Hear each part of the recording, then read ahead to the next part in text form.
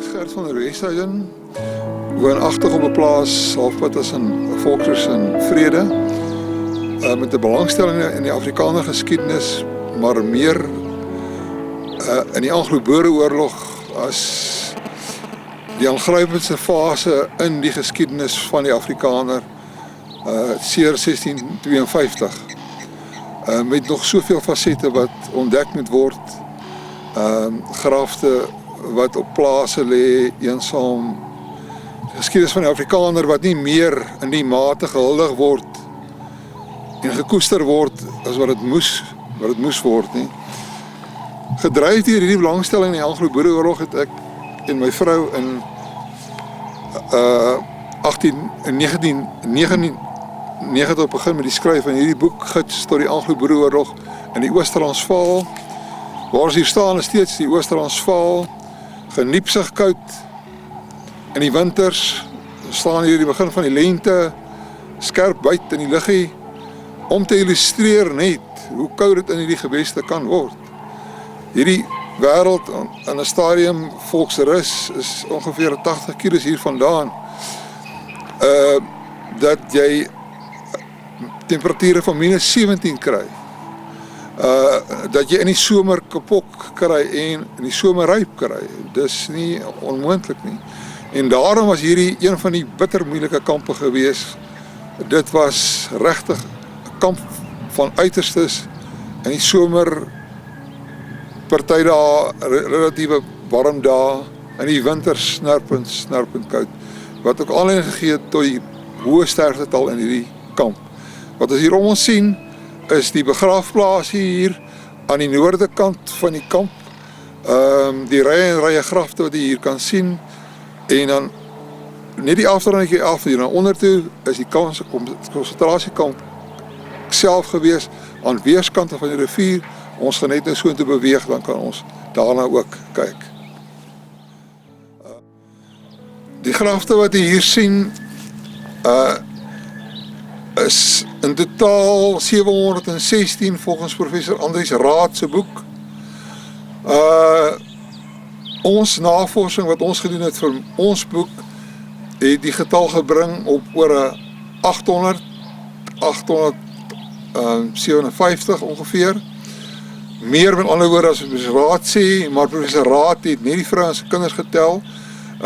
Maar daar is altyd 'n variasie in bronne met betrekking tot die getal van sterftes in die konsentrasiekamp. Daar is nie deeglik rekord gehou van die goed nie, omdat dit aan Britse kant nie regtig saak gemaak het nie. Daar was Britte met harte gewees. In hierdie kamp was 'n generaal gewees wat by die hoë owerhede gekla het oor die bitter swak rantsoene wat hulle gekry het. Hy het gesê dit is rantsoene is 'n sterfte rantsoen. Geen mens, volwassene kind kan op so 'n rantsoen oorleef nie. Ons dank hulle wat wel harte gehad het, maar die meerderheid van hulle regtig apaties was ten opsigte van die talle sterftes en die siektes. Dit is 'n groot feit. 'n Feit wat wil illustreer hoe ontsettend uiterste hierdie kamp was. Van die Kaap word 'n dokter gestuur om te help met die noodlening hier in hierdie kamp. Hy klim van die trein af, stap na die konsentrasiekamp toe en hy stap en bevind homself in kniediep modder. So haglik was dit gewees. Op die wal van die rivier, teen die wal van die rivier aan weerskante. Hy draai om, hy klim op die trein en hy ry terug Kaap toe, want hy het nie kans gesien om onder die omstandighede enigstens mense te help nie. En die spoorwegdokter moes alleen omsien na 'n getal van oor 3000 persone.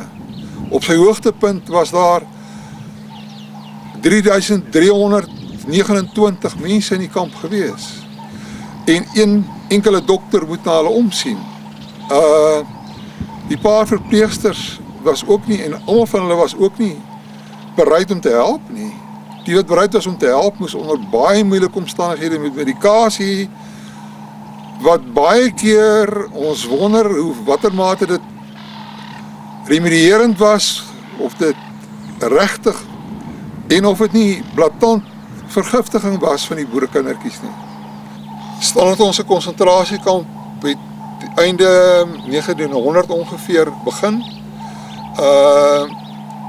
En die getal het baie vinnig aangegroei in Desember 1900, in Januarie 1901, Februarie 1901, sodat dit in 'n stadium in 1901 Augustus, Oktober, November, daar 'n totaal van oor 3300, dig by 3400 inwoners in die konsentrasiekamp was. Mense was hoofsaaklik afkomstig van die omgewing. Hier is in hierdie konsentrasiekamp spesifiek byvoorbeeld 'n graf wat dateer 1900, Mei 1900, wat ons aanvaar 'n boerekamp was, wat hier was vir die boere wat opgeruk het na die grens toe, na die front toe. Maar die kamp self, sy getalle, as ek gesê het, hier aan die hoogtepunt van 3400 bereik in 'n stadium, met die hoogste sterftesyfer in Augustus 1901, toe daar oor 214 kinders dood is in hierdie konsentrasiekamp. In hierdie konsentrasiekamp was ook 'n vrou met die naam van Margarita Swart, woonagtig op 'n plaas naby Morgenson. Morgenson het in later jare ontstaan. Net noord van die huidige Morgenson is die plaas Rodekraans. Daar het sy gewoon en sy is weggevoer na hierdie konsentrasiekamp toe hier in Standerton. Sy het in die 1901 September binne die bestek van 19 dae al 8 haar kinders verloor. Die jongste daarvan was 3 gewees en die oudste was 15 gewees. Sy het binne 2 dae, die Sondag en die Maandag, het sy 5 kinders verloor. Ek het fotostaatse bewys van waar sy in 'n dagboekie rekord gehou het van haar kindertjies. Wat gesterf het in die konsentrasiekamp, die 8. As ek sê 5, daar was 'n tweeling tussen hulle gewees, 5 in 2 dae. En binne 19 dae al 8 haar kinders. Hoe verwerk 'n mens dit? Hoe kom jy heel ander kant uit? En 'n mens wonder in watter mate word die dinge nog, is dit nog ons erns? Is dit nog vir ons belangrik om te besef dat hulle die baan vir ons, weg vir ons gebaan het? Mens wonder maar net. Die toestande in die konsentrasiekampe, met die uitsondering dalk van 1 of 2, was haglik en meer as haglik. Mens wonder baie keer in watter mate, as jy na die grafies kyk, hoeveel kindertjies is nie lewendig begrawe nie. Want oom Abri Oosthuizen, ook reeds oorlede, vertel hoe dat sy oupa op die lijkswa gelaai was, op pad om weggevoer te word na die lijkshuis, en sy moeder met krag die liggaampie afgeruk het, en die kind wat volgens die Engelse owerhede reeds gesterf het, bygebring het, en die kind het oom Abri se oupa geword. En die grafte wat opgegrawe is, waar die grafte dan die oorskot dan in massagrafte herbegrawe is, was daar krapmerke in die binnekant van die graf, van die kiste gevind gewees, wat dui daarop dat daai kinders lewendig begrawe was. En die hartseer is, en mens stap in die begraafplase rond daarna, en van die trotse boerenasie wat vir 3 jaar teen die magtigste land op aarde, in 'n getalsverhouding van 40.000 teen 500.000 geveg het, vir sy vryheid, dat daardie dapper volk, sy nasate, dit soveel min erns het vir hulle geskiedenis. Want jy stap deur konsentrasiekamp Kerkhowe, wat baie duidelik in jare nie 'n hand gesien het nie. waar jy in dorpe kom en vra waar die kerkhof geleë is en niemand jou kan sê nie. Dis iets wat ons agter die rug wil kry, dis iets wat ons wil vergeet. Iets wat ons nie mag vergeet nie. Dis 'n skande dat ons hierdie trotse volk, die nasate, hulle wat die groot syfer betaal het, hulle wat die groot prys betaal het, naamlik die vrouens en kinders.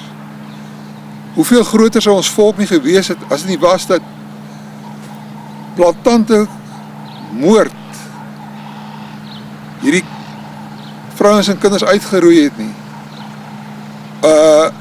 As ons net bereken, 'n professor het 1980 rond bereken dat ons al in die omgewing van 9 miljoen kon gewees het. Was dit nie vir die sterftesyfer van die vrouens en kinders nie. Was dit nie vir die ekonomiese insinking daarna nie, want die volk kon nie meer bekostig. Die kon nie meer bekostig as 'n gesin om 10 kinders te hê nie. So jou getal was 1 of 2 kinders wat jy kon voorsorg. En is tragies. En ons sit in 'n land as 'n minderheid as gevolg van die moord van Groot-Brittanje, die imperialistiese Groot-Brittanje, en nie dat ek elke Brit hiervoor wil aanskryf nie, daar was baie wat oophand, wat met al hulle mag geveg het. Maar dat Milner, Kitchener, Roberts, Chamberlain, Rhodes, dat hulle wel reg gekry het wat hulle wou reg kry, naamlik om die Afrikaners dood te maak, die wat hulle kon, en die wat oorblywende stompie om hulle te verengels, hulle het baie goed daarin geslaag. Ek het net verwys dat Margrieta Swart, wat 8 kinders verloor het in die konsentrasiekamp hier op Standerton, wanneer 'n mens die park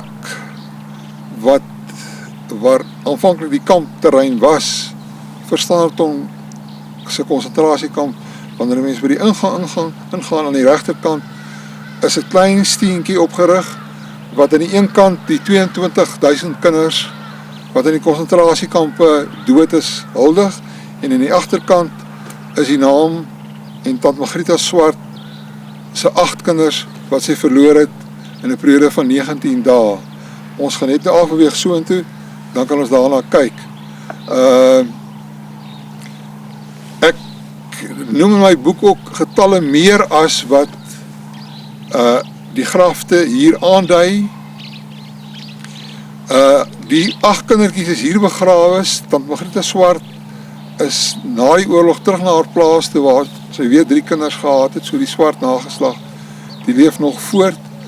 Maar 'n mens wonder baie maal as jy die sterftelyste deurgaan van die konsentrasiekampe en jy sien vreemde vanne wat nie meer bestaan in die Afrikanerdom nie, dan wonder jy hoeveel families is nie uitgewis nie. Die hele familie, pa, ma, dat daar geen spoor meer van daardie familie of gesin of van meer bestaan nie. Die konsentrasiekampe het ek in hierdie boek, die Oos-Transvaal, het ons die lyste van elke konsentrasiekamp, het ons die lyste, die name van hulle wat gesterf in die konsentrasiekampe, maar by bitter min is daar die name van die wat gesterf in die konsentrasiekampe. Byvoorbeeld Standerton is daar geen teken van die kinders, die name van die kinders wat in die kamp gesterf het nie. En dit sal 'n edel manier wees om hierdie kinders se nagedagtenis te huldig, ook die vrouens. As 'n mens dan 'n gedenkplaat opsit of 'n gedenk marmersteen opsit, dat 'n mens kan sien wie is hulle wat die dierprys vir ons vryheid betaal het. As 'n mens so kyk na die grafte hier om jou, kom jy agter dat net enkeles wel kopstene, wel stene het. Dit sê in watter benarde posisie die Afrikaner in daardie tyd was. Daar is so baie dood dat die grafies is maar net gegrawe. 'n Seepkussie is gebruik gewoonlik, van die seepkussies is 'n kussie gemaak waar die kindertjies begrawe is. Maar slegs enkeles het die naam van die persoon wat na die graf lê. En is hartseer, want mens besef, dit is as gevolg van die feit dat enerzijds finansieel, tweedens emosioneel, die mense, die prys was te hoog gewees, die sterftes was geweldig gewees. Jy sit in die konsentrasiekamp in 'n tent, op 'n ysige nag, Vrydagmiddag sterf jou kind, of jou ouer. Daai lijk lê by jou in die kamp, tent, tot die maandag toe eers, wanneer die lijkie of die liggaam verwyder word. Hoe traumaties moes dit nie vir die mense gewees het nie. En daarom wil 'n mens wonder, is daar nie iewers Afrikaners wat nog 'n passie het vir die geskiedenis en vir ons volk met 'n helde geskiedenis. Emily Apias het dit gesê, ons eer 'n roemryke geskiedenis en skenk 'n marmer paneel waarop ons die name van hierdie kindertjies kan skryf. Van baie kommandos het ons ook die name van die gesneuvelde burgers. Standerton is een van die min in die Oos-Transvaal wat nie 'n naamlys het nie. En is bitter jammer, want weer eens verdwyn daardie persone in die vergeetlikheid. Soos wat hierdie kindertjies hier, ons gaan nooit weet wie en watter grafie begrawe is nie. As jy mens kyk na die kerkhof, dan sien jy dat daar nêrens 'n aanleiding is dat dit wel die konsentrasiekamp kerkhof is nie. En dit geld al verlang. Daar was nooit, selfs in die ou Suid-Afrika, teken daarvan dat dit die konsentrasiekamp kerkhof is nie. Is ons dan so belangeloos ten opsigte van ons geskiedenis? Is ons dan so apaties dat ons nie eers 'n bord opsit om aan te dui? Hier lê, soos my statistieke sê, oor 800, soos raadse statistieke sê 716 liggaampies begrawe, ook groot mense, ouers begrawe, sodat iemand wat wel die eer wil bring, wat dalk net 'n blommetjie of 'n ruikertjie wil kom, kransie wil kom neersit hier, nie eers weet waar hy om te ry nie, hy moet vra. En ek het al gevind in dorpe waar ek kom, dat niemand my kan sê waar is die konsentrasiekamp kerkhof nie. En Standerton is 'n ryk gemeenskap, is 'n vooruitstrewende dorp, met vooruitstrewende industrieë, vooruitstrewende boere. Is daar nie een van hulle wat dan maar net die moeite kan doen om uit aan te toon, dit is die kerkhof. Hier lê soveel grafies. En dan die wat wel belangstel hiernatoe kan ry om 'n laaste eer te betoon aan hierdie kindertjies. Gert, ek en jy het nou gepraat, ons is omtrent so 'n entjie weg, ek weet nie presies hoeveel kilometer waar die oorspronklike kampkerk kamp was nie. As jy is nou beter vertroud met die omgewing, wil jy nie vir ons sê min of meer hoe ver was ons van die oorspronklike konsentrasiekamp gewees en die lyding wat daai ma moes deurgegaan het, of selfs die kinders, nee, om dan van daar af te geloop het na hierdie begrafplaas toe hier op Standerton? Ja, Rudy, as 'n mens dink watter trauma, watter hartseer dit was vir die boetie of sussie of moeder om 'n kilometer ver, langer as 'n kilometer na waar die punt van die konsentrasiekamp geleë was, daardie lijk, as dit aan die ander kant was, eers oor die Waarbrug te gedraai het, dan is dit 'n opdraande, 'n steilte hier na die konsentrasiekamp kerkhof toe, om die kind sy liggaampie hier te kom begrawe. Dat daar in 'n stadium 'n gebrek was aan planke, aan seepkusplanke, vir die maak van kussies vir die kindertjies. Dat daar in sommige grafies is daar meer as een kind begrawe. is ook 'n feit. Maar die hele pynlikheid en trauma rondom die begrafenis ook. Die predikant wat hier bearbei het, die trane, dit is, en dan is wonder mens, kry jy iemand soos Emily Haaphuis wat sê, hierdie geskiedenis moet gehuldig word, mag nie vergeet word nie. Die aanklag is dat ons nie doen wat ons moet doen nie.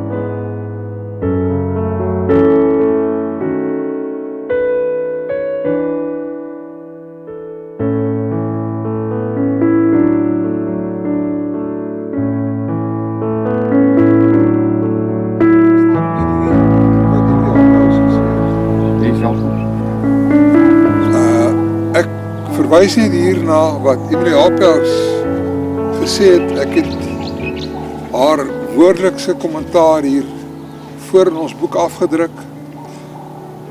Dit is nodig om hierdie lyding te gedenk en as 'n kostelike erfstuk uit die verlede te bewaar, nie om ons siel met droefheid te vervul nie, maar om ons met heldemoed te inspireer. So 'n roemryke voorbeeld mag nie sterf nie. Dit troon in die hart van die volk.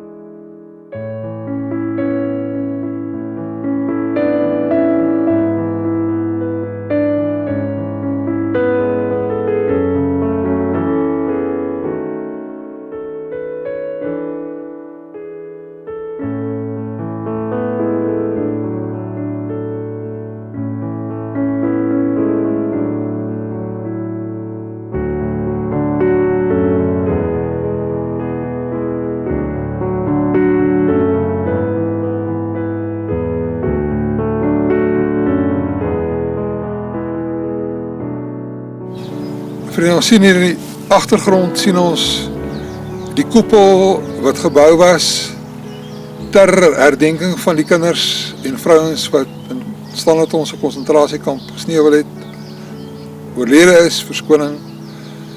'n Pragtige gebaar, baie prominent as 'n mens die terrein van die begraafplaas nader.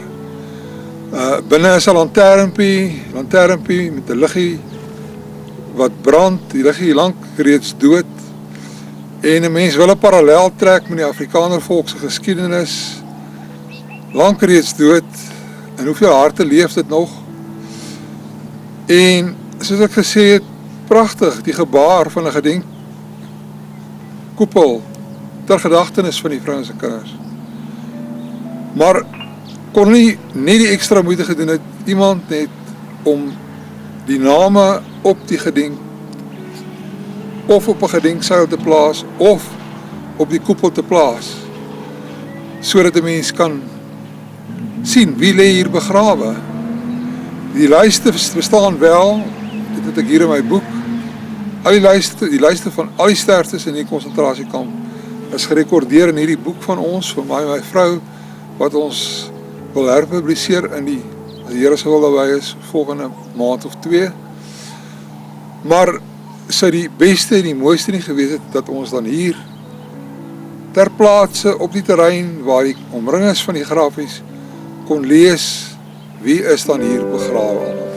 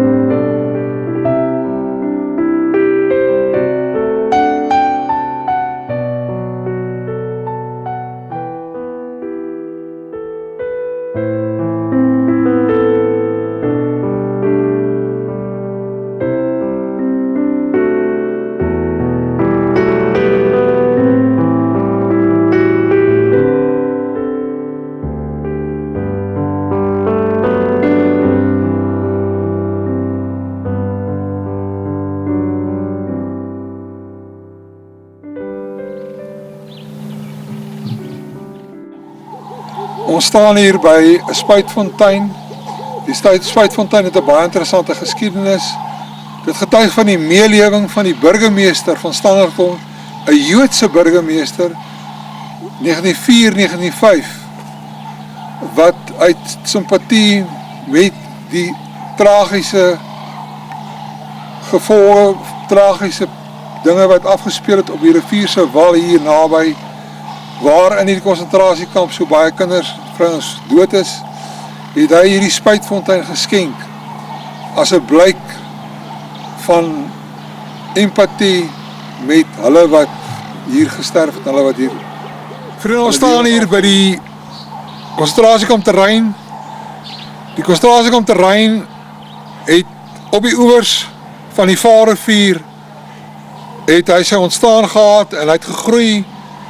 Toe hy oorbevolk geraak het aan die suidekant, het hy hom geskuif na die noordekant, en het gestrek van die Waabrug, waar huidiglik die motorbrug is, oor die rivier Meyerwil toe, het hy gestrek 'n hele eind op, presies hoe ver, glo ek nie kan iemand wat lewe nog bepaal nie, maar ek het 'n foto wat 'n duidelike beeld gee van 'n rivier wat baie laer sy vlak is as wat die vlak nou is.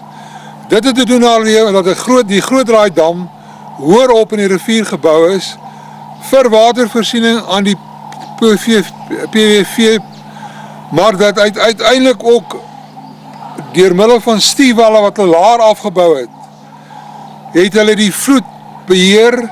Standerton is dikwels oorstroom. Sy Indiane gemeenskap het veral onder gelei, want hy het hoog opgestoot in die Indiër gemeenskap se winkels, en deur middel van die stiewalle is die watervlak gereguleer en die watervloei gereguleer. Die water wat jy sien hier agter my, die vlak was baie laer as wat dit nou is. Die grond is 'n turfagtige kleigrond. As hy genoeg reën kry, hy hoef nie eens genoeg reën te kry nie, dan is hy 'n modderpappery. En jy kan nie indink, daar was 'n tekort mense aan brand, vuurmaakhout. Jy mag nie tussen 6 en 6 bedags die kamp verlaat het, maar daarna nie.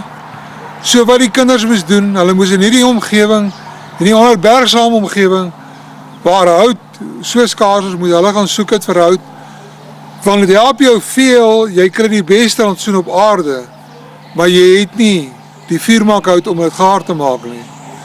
Ons gaan afbeweeg na die brug toe, waar ons nader aan die toneel sal wees, van die foto's wat ons het, van die konsentrasiekamp, waar hy gestrek het, van oos na wes, weerskante van die Vaalrivier. Ek moet dit dalk net by sê, die rommelhoop is aan die ander kant van die rivier, is die rommelhoop gevind, so wat daarop dui dat die aanvanklike kamp eers aan die ander kant, met ander woorde Meyerwil, met ander woorde die suidekant van die rivier was.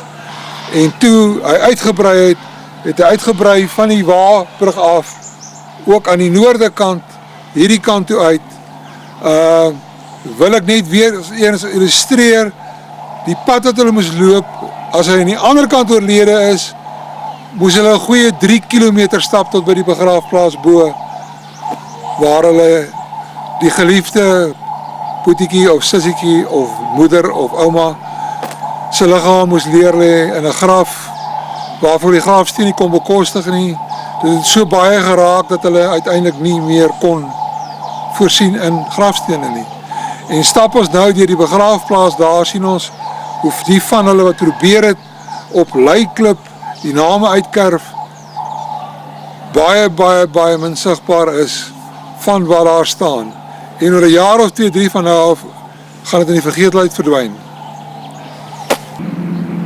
Gewoonlik, die patroon was gewees, konsentrasiekampe is begin by die stasie, na die stasie, want dit vergemaklik net die vervoer, die aflaai van die vrouens en kinders, en ook van die proviant vir die vrouens en kinders, vir die karige proviant, die nikszeggende proviant. En daarom, die patroon hier was bietjie anders. As ons kyk in hierdie rigting, sien ons die stasiegebouwe uitsteek daar, en van daar af, moes die vrouens en kinders wat per trein vervoer as hier naartoe, loop na die kamp toe. Ander is van die oostelike dele, Ermelo omgewing, Bethel omgewing, is Standerton nogal gebruik as die basis, behalwe die wie se mans in die sogenaamde hardvochtig is, die wie se mans op kommando was, hulle het die beerrantsoen ontvang, en dit was hagliker as haglik. Die kamp het ontstaan hier, aan die suidekant van die rivier. Die Waabrug wat jy daar sien is dieselfde, maar hy is deur die boere opgeblaas. Nee, ek jok, die Treinbrug is deur die boere opgeblaas, die Waabrug staan nog waar hy staan. Die koepels daar is nie dieselfde koepels nie. Ek weet nie of het dalk Sandspruit en verder suid se koepels kan wees nie, daar waar die boere saamgetrek met die aanvang van die oorlog. Aanvanklik is hulle in kleihuise gevestig. Die kleihuise het onvoldoende geraak, en daar is ook tente begin opslaan. Dis een van die kampe, vriende, waar 1/3 van die inwoners, 1/3, bereken 3300 inwoners, 1100 plus, het nooit anders as op die grond geslaap vir 1 jaar en 'n half, 2 jaar langer, wat in die konsentrasiekampe hier opgesluit was nie. Om die kamp was het dubbele doringdraad. Die dubbele doringdraad het een en almal verhoed om die kamp te verlaat. Met ander woorde was ingeperk gewees. Die Hoëveld, weet ons, is nie 'n streek met baie bome nie. Dit was baie moeilik om vuurmaak, hout, mis te bekom. As het gereën het, onmoontlik om vuurmaak, hout, vuurmaak, materiaal te bekom om hulle kos gaar te maak. En dis een van die redes ook waarom soveel moord dood gesterf het. Hulle is gemartel tot in die graf. Daar's nie 'n ander woorde nie. Gert, ek en jy staan nou letterlik op die plek waar hier so baie vrouens en kinders was in die konsentrasiekamp. Ja, en as 'n mens so rondkyk, hier's heel wat bome vandag, maar dink jy 100 jaar terug was daar ook bome gewees? Want as ek kyk na daai een foto van jou, dan lyk dit nie vir my of die enigste bome hier was nie. So, daai kinders en daai vrouens moes dan seker letterlik kilometers geloop het om hout aan te dra. En as hierdie kamp so groot was, amper 4000 vrouens en kinders, het baie van hulle uitgeloop in die dag en met geen hout teruggekom nie. So, vir daai nag moes hulle weer verklein het.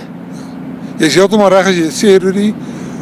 Die kamp waar die vee aangehou was, die rigting wat ek nou beduie, dis in die suidoostelike rigting, met ander woorde, bietjie bo in die rivier, daar was die krale waarin die slagvee aangehou was. Maar ek wil sê slagvee tussen aanhalingstekens, want daar's diere met siektes geslag. Volksrus konsentrasiekamp, daar diere geslag met 'n karkasgewig van 7 kg. Mense, dis net die vel, daar's niks vleis. En dan is daai vleis taai.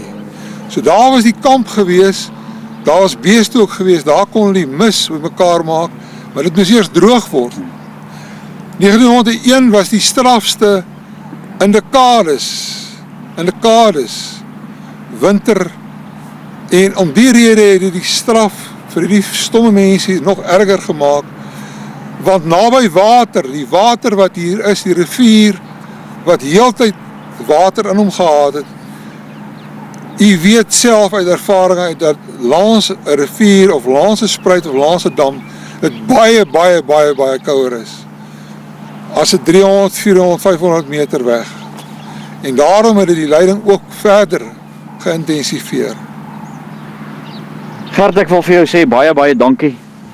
Dit was nou regtig vir my 'n voorreg gewees om vandag saam met jou net 'n bietjie stil te staan in hierdie wonderlike, maar ook hartskeurende geskiedenis van ons.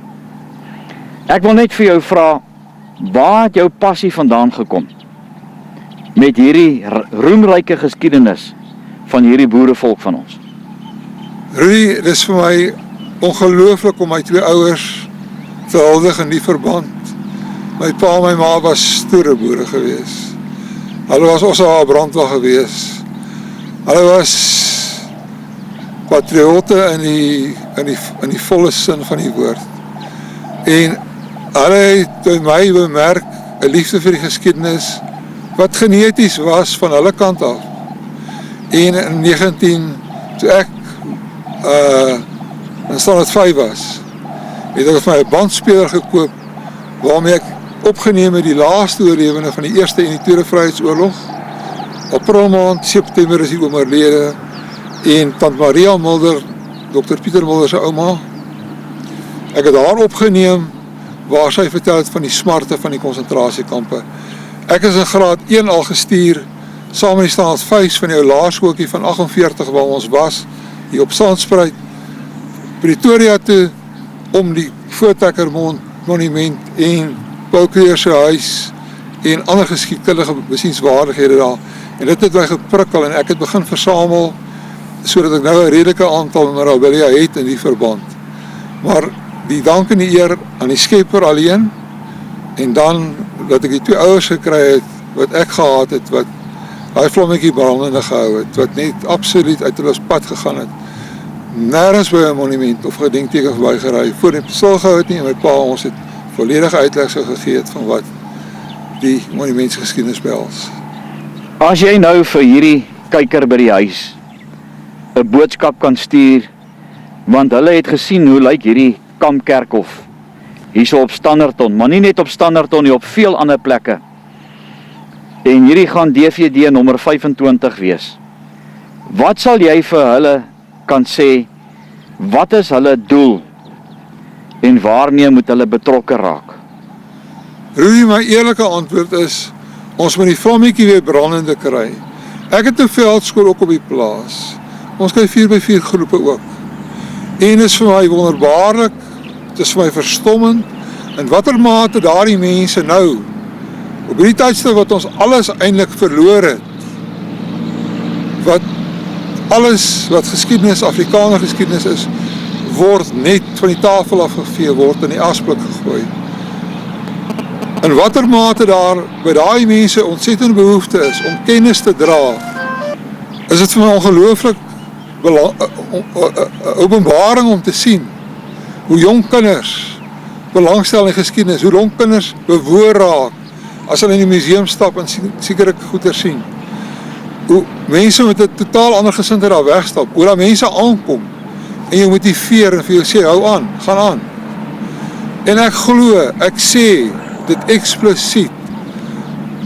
Dit was in die Bybel vir ons gesê, Josua se klompie, is 'n handvol gewees. Dis 'n handvol wat daai vlammetjie moet dra. Hou die vlammetjie brandende. Dis al hoe meer en meer.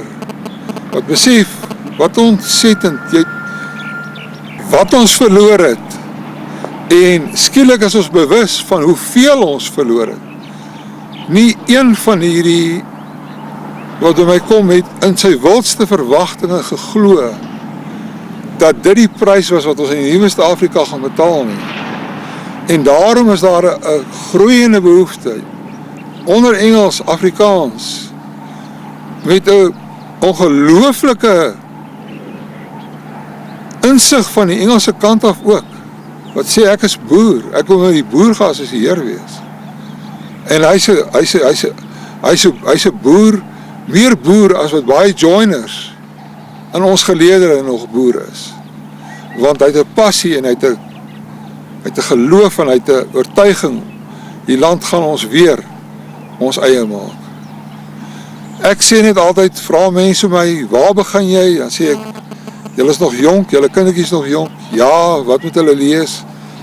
Sê ek, lees Ruiter in die Nag, lees Kaptein Gericke, lees die jongste verkenner, lees die boeke wat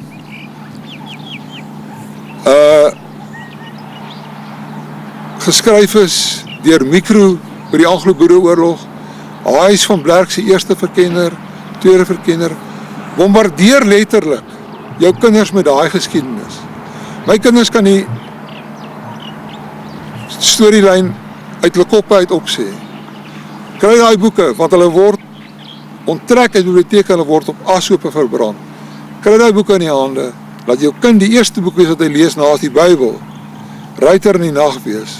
Maak daai vlammetjie brandende en hou hom brandende, laat hy al sterker brand en God Almagtig, hy sal vir ons die uitkoms beskik. Dankie, Pieter. Rudy. Baie dankie, Gert. Ek is Gert van der Westhuizen. Ek staan hier in Rodedraai skool. Rodedraai skool dateer terug na 1906 toe die Britte nadat hulle die twee republieke van die Transvaal en die Vrystaat tot in die grond verwoes het hulle begin met 'n heropbouprogram wat gedeeltelik geslaagd was. Goed, hierdie is 'n geslaagde poging. Hulle het 'n skool hier tot stand gebring. Hulle het vir die hoof 'n huis gebou, nie veel so ver hiervan af nie, 100 meter hiervan af. En toevallig was die eerste hoof, meneer O.C. Brits, getroud met generaal Jan Hendrik Olivier, die held van Stormberg, 6 Desember 1899. En die dogter en haar man, Okkert Brits, trek Volksrus toe en met 'n besoek in die 30er jare van generaal Jan Hendrik Olivier aan sy dogter en sy skoonseun op Volksrus se oorlede, en daar in 'n uithoek is hy begrawe, van Volksrus begraafplaas is hy begrawe. Die museum, dit was die skoolgebouwtjie gewees, dit was het ideaal al van my tyd het af, wat ek hom graag sou bou. Ek het baie omskep in die museum, ek het baie jare in Johannesburg gebly. Die familie het geweet die een persoon, as daar 'n oudheid artikel weggegooi word, hy word nie weggegooi nie, hy kom na my toe. En so het ek met die tyd, terwyl ek graad 1 al, my ma het my geïdentifiseer dat ek baie liefs in die geskiedenis, het hulle my op 'n toer, van die geskiedenis toer gestuur Pretoria toe, waar ons by die Voortrekker Monument was, Paul Creer huis was, Uniegebou was, en dit was net miskien die sneller wat ek nodig gehad het. En toe eers, lang tyd daarna, toe ek begin vergader in my kamer in Johannesburg, het ek gehad, toe ek nou toe gekom het, ook in die huis eers aanvanklik, en toe my skoonpa en skoonma, wat ek baie lief is, wel is meer vir die oudhede, maar goed, toe sê my skoonpa, hy skenk sy versameling oudhede aan ons, as ons hierdie dan omskep in 'n museum. Maar goed, so ek sê, aan my kant, my pa en my ma, hulle was patriotte in die diepste sin van die woord, hulle was regtig mense, in die uniek en in die aansporing het van hulle gekom, en wat ons toegedoen het is om net om glaskaste te soek, want dit was wat die skaars item was, ons het die materiaal gehad, en met die tyd het mense, vriende, kennisse, bygedra en vir ons skenkings aan ons gemaak, hier is baie waardevolle skenkings, materiaal, dalk, 'n brief wat Winston Churchill Volksgestasie geskryf het, ek het 'n brief wat Kitchener in die afskrif van die brief, maar dit is die president Stein wat hom geskryf het self, gewaarmerk as die oorspronklike, presiese weergawe van die oorspronklike, wat daar in hoek lê. Dan is hier 2 items, die een is 'n John Alexander Baxter, wat skot was, met die aanvang van die oorlog sê sy pa, vir sy 6 seuns, julle maak wat julle wil, hy bly neutraal in die oorlog, julle doen wat julle wil, en almal van hulle sluit aan by die boeremagte. John Alexander val die Kaapkolonie binne saam met Smits, dit gaan haaglik met die mense, dat later dra hulle net 'n sak met 'n snit hier waar die arms deurgaan, en 'n snit hier waar die nek deurgaan, verder het hulle niks gehad nie. En dit is een ding van Jan Smits, wat hy het, Henry Scouwel, wat die jagter was, van die Boererepubliek daar, Henry Scouwel het gesê, Jan Smits het gesê van Henry Scouwel toe, Jan Smits, minister van verdediging was in die kabinet van Louis Botha, en Scouwel was van die verdedigingsmag in Kaapland, het hy geweier om Scouwel se hand te vat, hy sê, wat die man nog gehad het, ons ons kaal geveg het. En goed, daar is iets ten gunste ook van Jan Smits te sê, maar dit is tot net voor die oorlogse einde. Daarna het ek my bedenkinge oor presies wat sy rol was en watter mate hy die Britse beleid van verwoesting voortgesit het. Afrikaner seuns wat in die oorlog die konsentrasiekampe oorleef het, is doodgeskiet in die Eerste Wêreldoorlog en later in die Tweede Wêreldoorlog.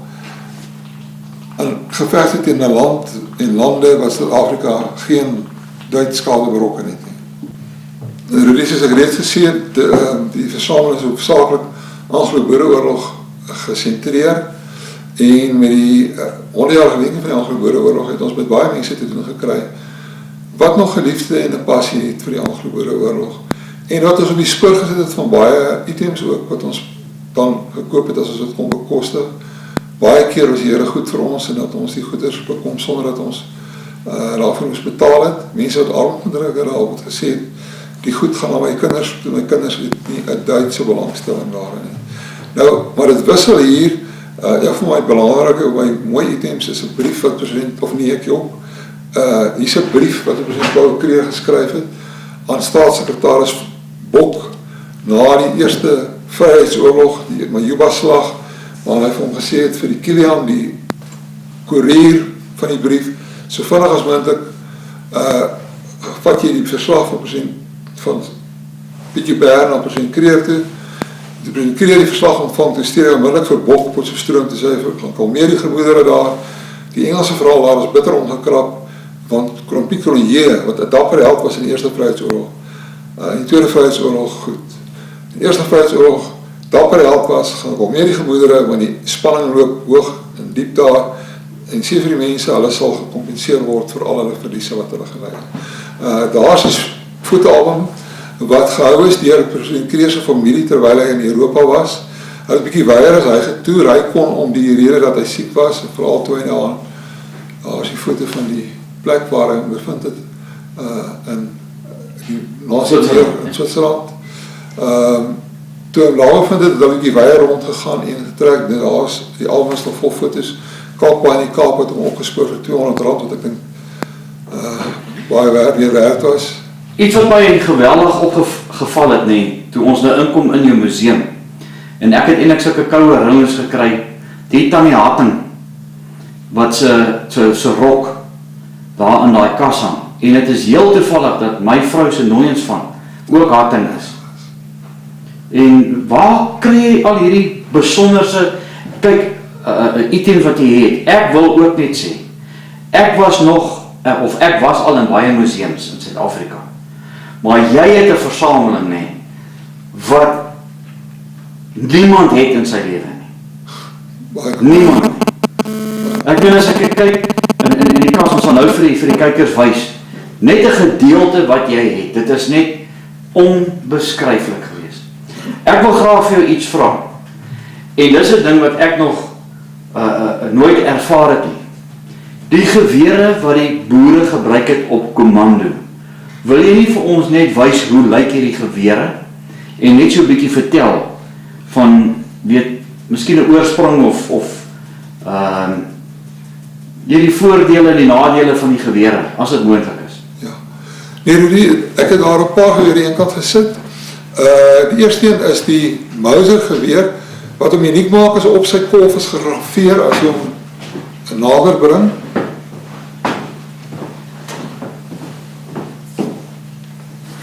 Baie dankie. Op sy kolf, wat 'n gedeelte is om jy sê, is gegraveer AT Steenkamp, Vryheid Kommando, en dit maak hierdie geweer baie uniek.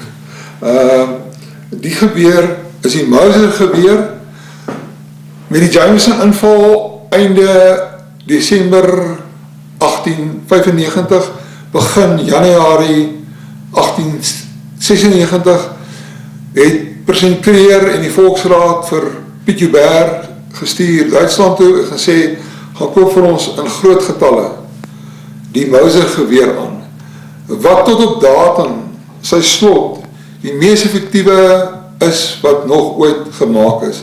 So die Mauser geweer sy slot is so goed dat hy nog steeds gebruik word in gewere wat gemaak word as die beste wat daar is.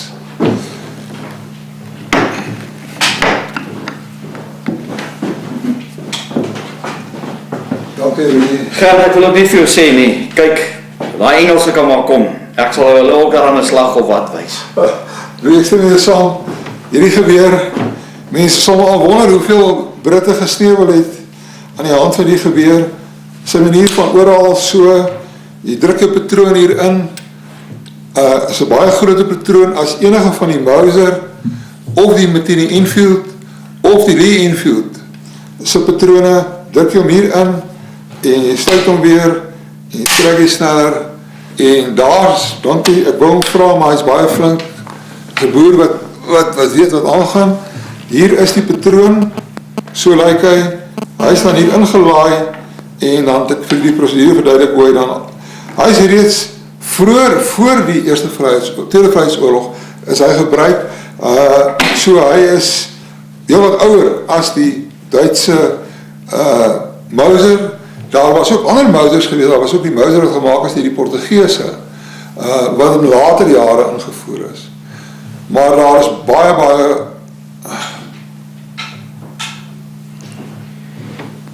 Nou hierdie is nou 'n geweer wat ek so baie van gelees het in die Anglo-Boereoorlog boeke.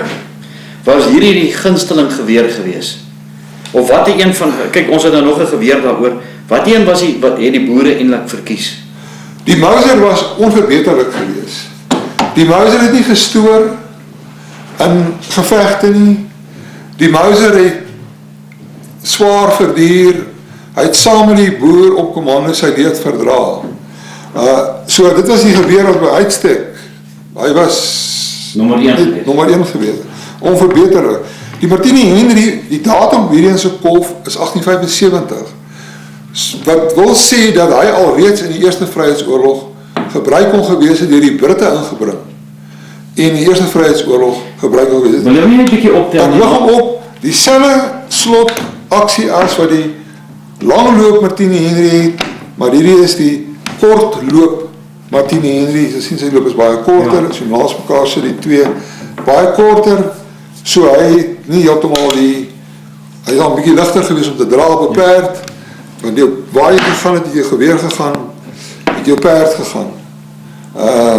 Ja, dis sover die gewere betref. Dan het dit gebeur, onder ons nog nie uitgehaal aan nie, onder nie, is jou Enfield en Limmetford gebeure. Wat as gevolg van die feit dat die boere se ammunisie opgeraak het en dat hulle gewere opgeraak het, dat uiteindelik van die Engelse gebuit het. En my seun Nico het byvoorbeeld, toe ek daai Limmetford koop, wat in 'n pragtige ongeskone toestand was. Hy was maar 9 jaar oud, daai aand toe slaap hy met die geweer wat saam met hom in die bed. So lief is hy vir sy geskiedenis en vir sy, hy sê vir my veral vir die gewere van die Anglo-Boereoorlog. Maar toe het hulle grootliks gebruik gemaak van die Engelse gewere, die Engelse aangeval, kolonne oorrompel, gewere gevat, genoeg ammunisie gevat om 'n paar dae te veg, en teen die einde van die oorlog was daar omtrent nie meer Mausers gewees nie. Dit was in alle gevalle was dit jou Limmetford gewere. Ek het alles ongelukkig gemonteer hier op 'n stuk plank, maar dit is aan Britse kant gebruik, nie naaste my so effektief soos die boere se gewere nie. Die boere se geweer, die Mauser geweer te slot gehad wat jy outomaties net kon laai, het nie al die ontwrigting gehad van oorlaai en oorlaai en oorlaai en kort laai nie. So hierdie was 'n baie onpraktischer geweer as wat jou Mauser uiteindelik was. Maar die Engelse het geveg volgens hulle eie reëls en so is hierdie dan gebruik deur die Britte. Hier het ons die nalatenskap van Burger van der Walt wat saam met generaal De Wet op kommando was. Sy saalsak, sy waterbottel, sy bandolier en dan ook sy gordel. Dit is alles, as jy mooi kyk, sal jy sien, dit is alles Brits vervaardig. Dit was op bruikleen van die Britte en ek sê dit tong in die kies.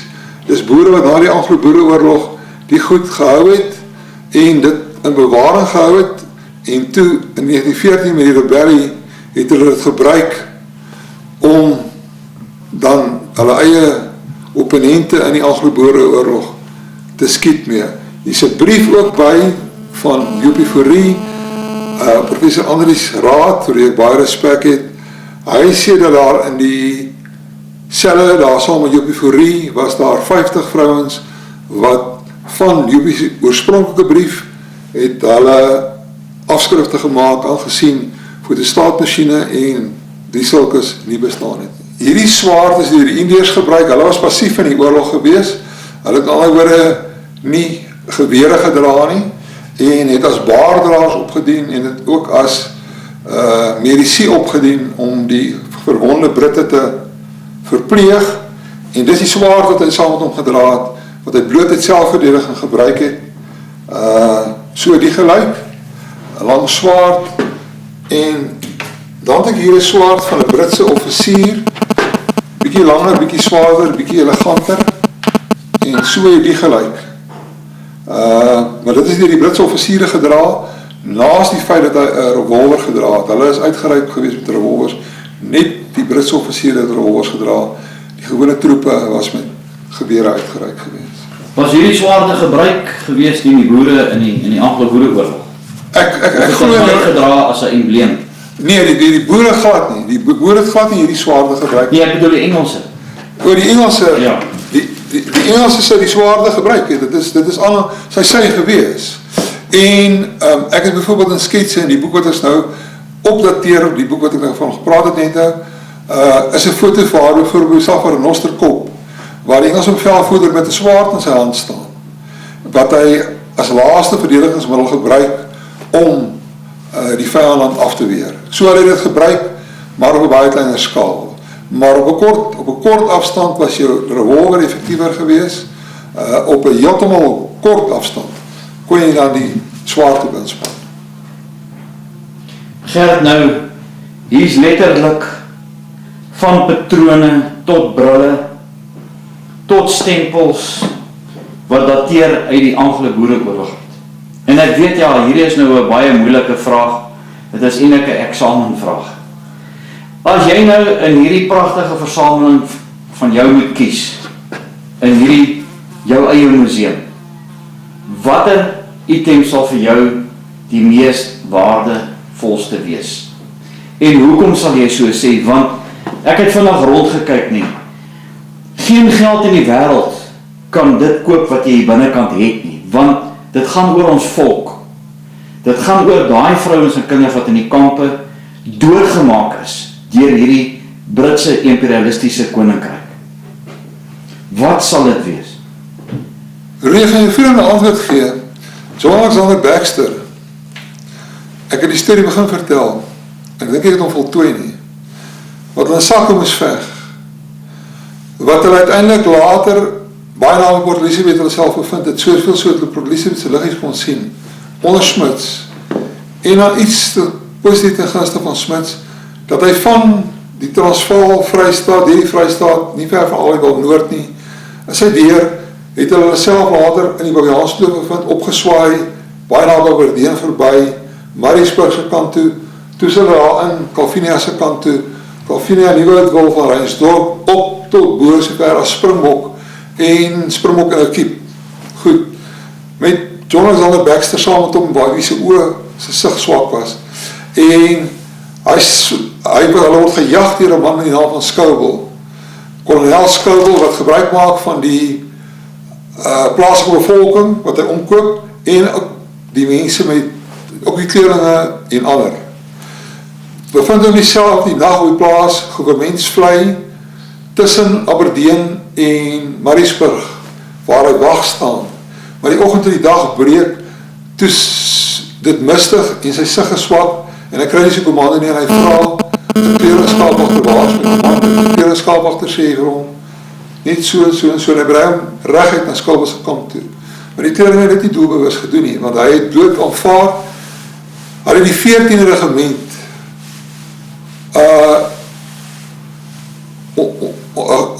oorrompel en hulle klere afgeneem.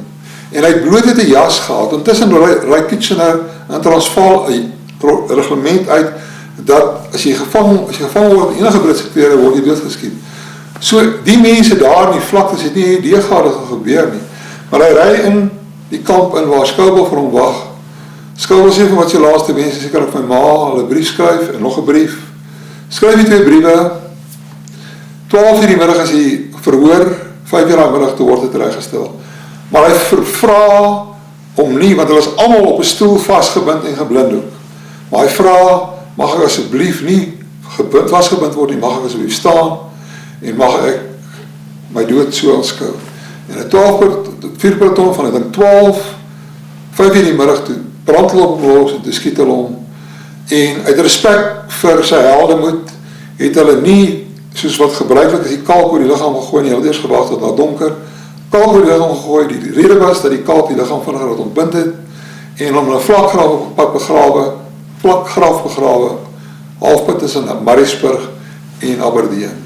En ek het met 'n groot gesukkel van seker 3,5 jaar, het ek die memorabilia bekom, want sy broer was vir jare, sy pa, ironies genoeg, sy eens boetie, is saam met sy pa in die konsentrasiekamp, en hy is daar oorlede.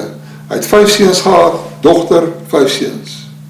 En dat sy een boetie is in Volkshuis konsentrasiekamp, is hy oorlede. En waar sy memorabilia wat jy, kan jy vir ons wys? Dit is daai kas daar. Jack Baxter, John Alexander Baxter, sy gespiekies van sy skoen, sy bruikie, teelepel, kam, het in my besit gekom. Hy is begrawe aanvanklik langs die pad tussen Aberdeen en Mariesburg, en in 1906 opgegrawe en herbegrawe in Aberdeen se kerkhof, waar daar in 1938 'n groot monument opgerig is. En die memorabilia is geskenk aan die voortrekkerbeweging in Aberdeen. Maar die voortrekkerbeweging het doodgeloop, en die skool het heeltemal Sy identiteit verloor, daar was geen Afrikaner blanke kinders meer in die skool oor, en daar was 13 oor van die 430, toe ek begin het met my skakelwerk. En omdat hy verbintenis gehad het met Volksrus, waar sy bietjie in die konsentrasiekamp dood is, en sy broer, een van sy jonger broers was vir jare die stadslid van Volksrus, het die hoof van die skool, die is meneer Pinaar saamgestem, dat die goed eerder hier hoort. Die foto hier is van my ouma, Aletta Margrieta Francina Potgieter, gebore Klopper. Sy is op 17 jaar oud getrouwd, hier is sy 21 jaar oud, alhoewel het lyk of sy 61 eerder kan wees, met haar baba van 'n paar maande op haar skoot, as ook 'n susterskind op haar skoot.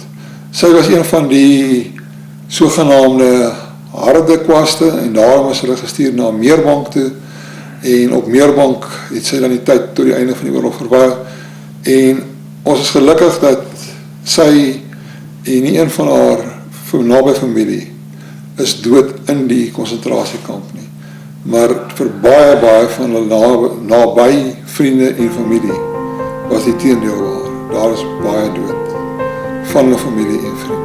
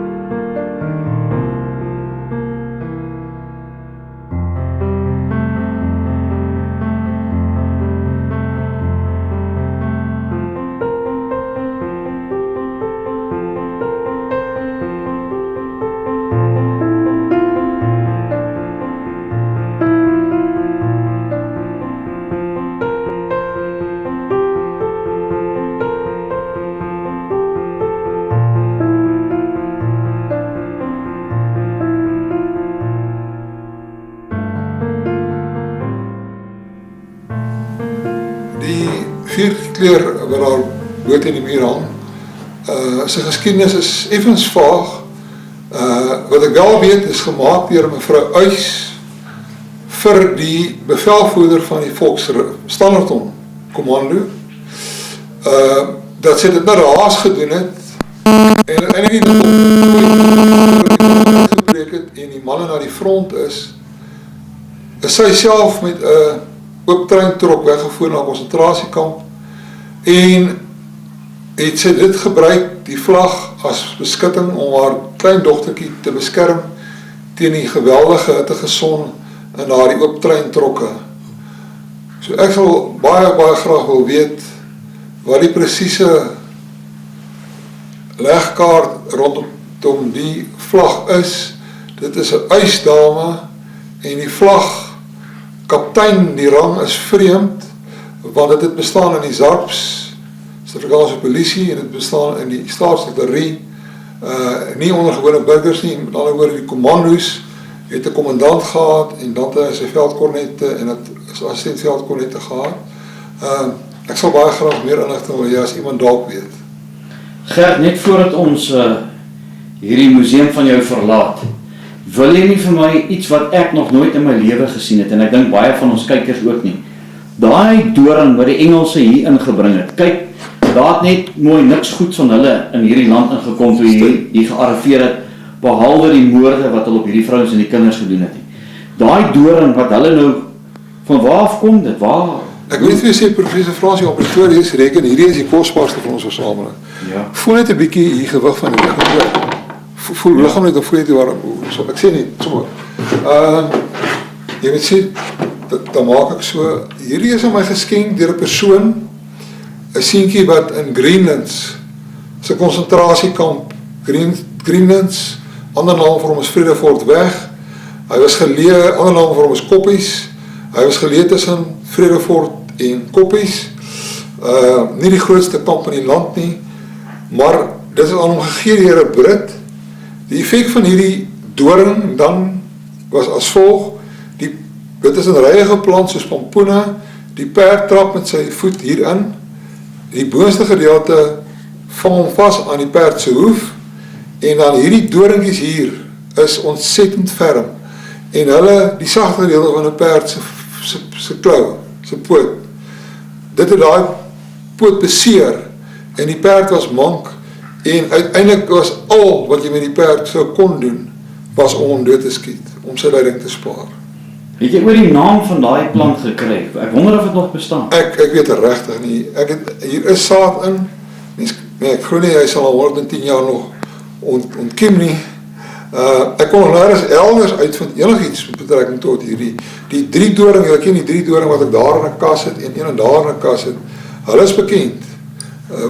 Hoe jy hom ook al gooi, val sy punt na bo en dan trap jou perd ook daarin. Dat het dieselfde effek wat hierdie doringkies het, maar hierdie was 'n baie natuurlike manier, jy ry in die veld en jy strooi, en die goed kom op. Ek het net een keer in my lewe 'n hoefyster gesien, die man is ongelukkig oorlede, baie bejaard, wat hulle die hoefyster so 'n skermplaatjie gegee het, so, en dan trap die perde op, en dan gly hy oor daardie hoefyster, en dan beseer hy nie die perd se poot uiteindelik.